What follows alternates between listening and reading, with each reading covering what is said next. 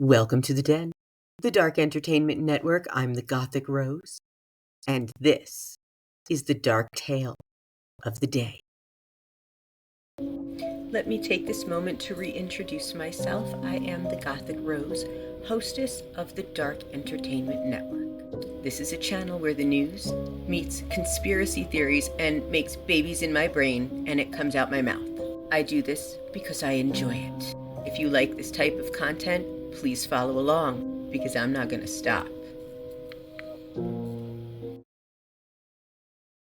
Welcome back, dear fiends of the Den, as we continue the Haunted Hollywood series here on the Dark Entertainment Network. And thank you to all of the new subscribers. If you love this content, please leave a like, a comment. I love comments because they always lead me to the next clue.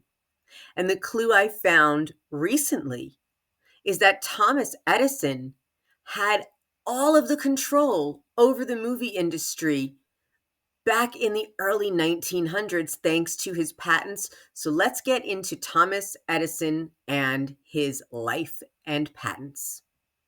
Thomas Alva Edison, born February 11th, 1847.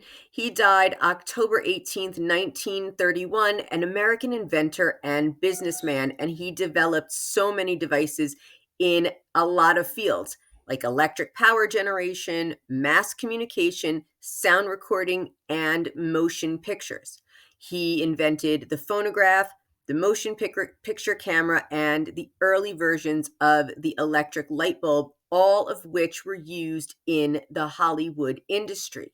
But there is a little bit of a dark story to his life, whereas one day, Thomas Edison took a letter home from his teacher to his mother. It was a sealed letter, and he handed it to his mother, and he said the teacher instructed it to give it to his mother and only her.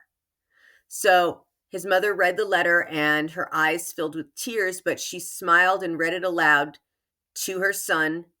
And the letter said from his mother to her son, "Your son is a genius. This school is too small for him, and he does not have enough good teachers to train him. Please teach him yourself." So then Nancy Edison decided to homeschool him and nurtured his curiosity and love for learning.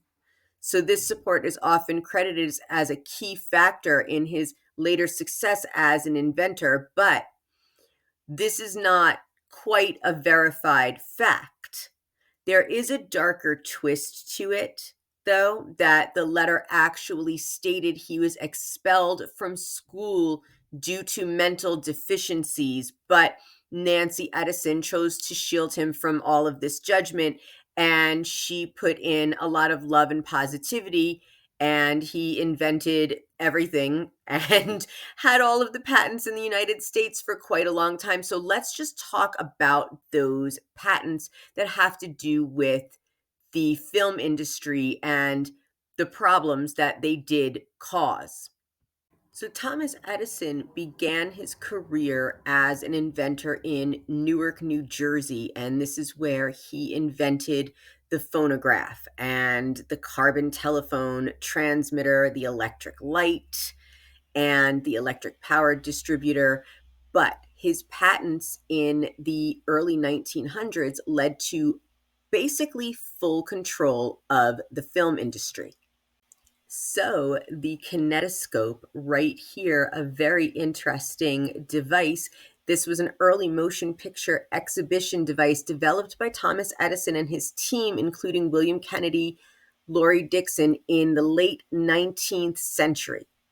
This was designed for individual viewing, where a person would look through a peephole to watch a strip of film that created the illusion of motion. This was achieved by rapidly passing the film between a lens and electric light bulb, with a spinning wheel acting as the shutter. The kinetoscope was first publicly demonstrated in 1893 and became commercially available in 1894. And this played a very significant role in the birth of the motion picture industry, although it was eventually replaced by projection systems that allowed films to be viewed by larger audiences. Were it not for this invention, we would not have those larger reels. So the kinetoscope was patented by Thomas Edison on August 31st, 1897. And this was the first jump in major motion pictures. Now we get to the kinetograph. And this was one of the earliest motion picture cameras developed by Thomas Edison and his team in the late 19th century. So this would record motion pictures and capture moving images by exposing a series of photographs onto a strip of film. The film used perforations along its edges to move smoothly through the camera using a sprocket mechanism. The stop motion technology employed an intermittent mechanism similar to how a sewing machine works to stop the film momentarily and allow each frame to be exposed to light. This created the sequence of still images that could later be played back to simulate motion. And the celluloid film. The camera used along strips of flexible, light-sensitive celluloid film, which was an innovative approach compared to earlier photographic methods. This enabled longer recordings, and this was patented also August 31st, 1897, and the kinetograph was primarily used in Edison's studio called the Black Maria to film short sequences that could be viewed on the kinetoscope. And it was a groundbreaking invention that paved the way for all of this modern filming. Now, whether that letter given to Thomas Edison's mother described him as a genius or something the exact opposite of a genius, he did know how to get his name out there. But were all of his inventions really his? Well, the light bulb that is widely credited to Edison, he improved upon earlier designs by inventors like Humphrey Davy and Joseph Swan. So Edison's version was more practical and commercially available, which was why it gained prominence. Which there's nothing wrong with that if you can tweak something, but again, he got all the credit. And then Edison's team in motion picture technology, particularly William Kennedy, Laurie Dixon, played a significant role in developing the kinetoscope and kinetograph. While Edison held the patents, much of the hands-on work was done by his team. Maybe that's what makes him the genius, right? And then, of course, Nikola Tesla and AC/DC rivalry.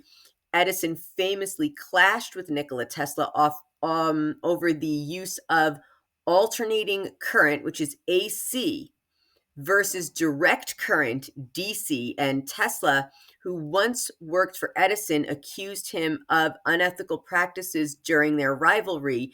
Now, remember, Tesla died in relative obscurity and penniless. And I have read Nikola Tesla's autobiography.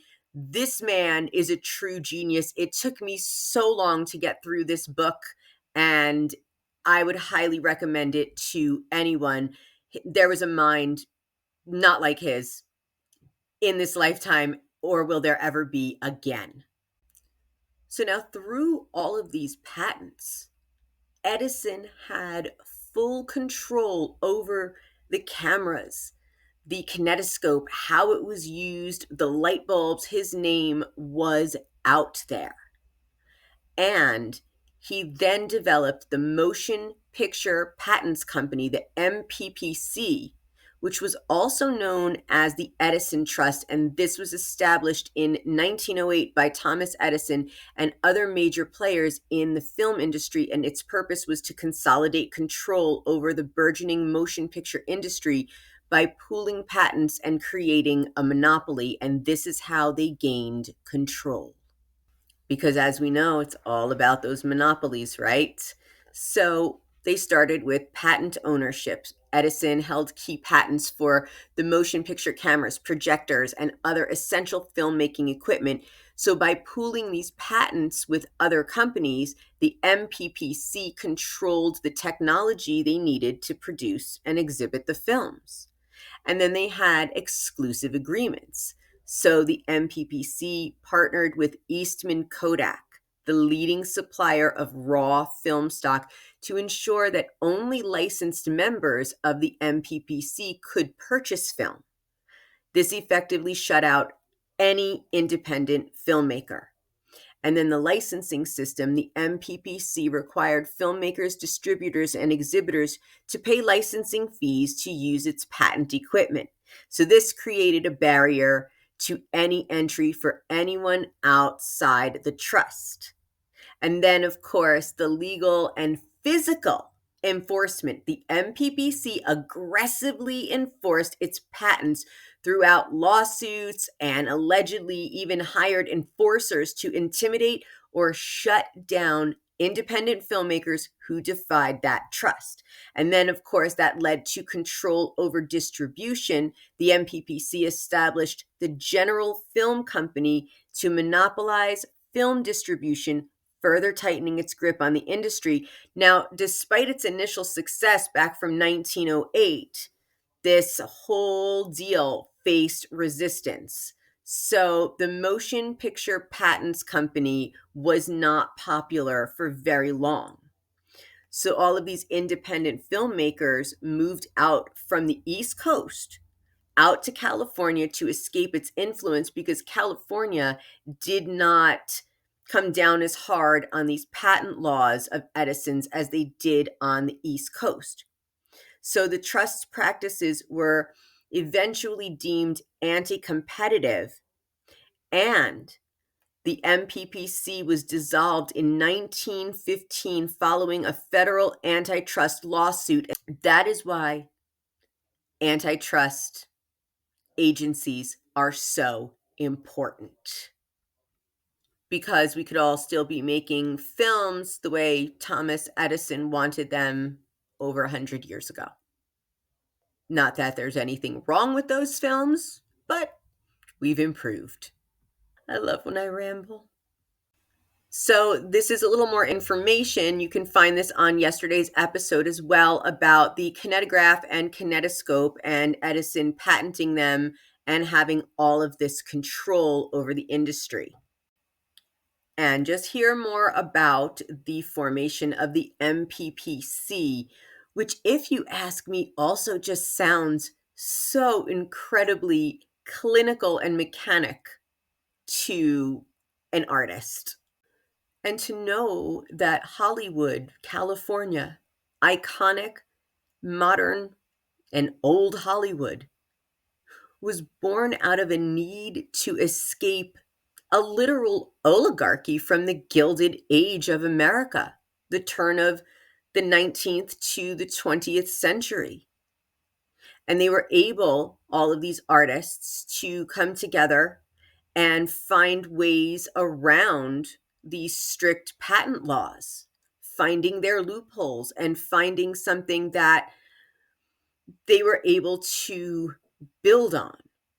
Now, I know everything is so expensive out in California now to film, so they're going to outside of the country to other locations to film. But remember, it all started on the East Coast. If you know Silver Cup Studios in Queens, I would bet that a lot of Thomas Edison's filmmaking took place right in that area, because, like I said, he's from Newark, New Jersey. So this is a really interesting time in American history, because Hollywood is definitely, without a doubt, one of the most American things. It's an American creation, and it can be a good place. It can be a bad place. Art can bring us to a good place. Art can bring us to a bad place. It's all subjective. But with the way things are in current Hollywood history, I want to know what people like Thomas Edison had to do with shaping that. So with that, I will leave you with this food for thought about Thomas Edison and his impact on Hollywood, on the film industry. So let me know what you think in the comments. And if you like this, please follow, subscribe, like. I love comments. I love looking into any little clues that you send me. And I appreciate everyone who's following along. Thank you for joining me in the den.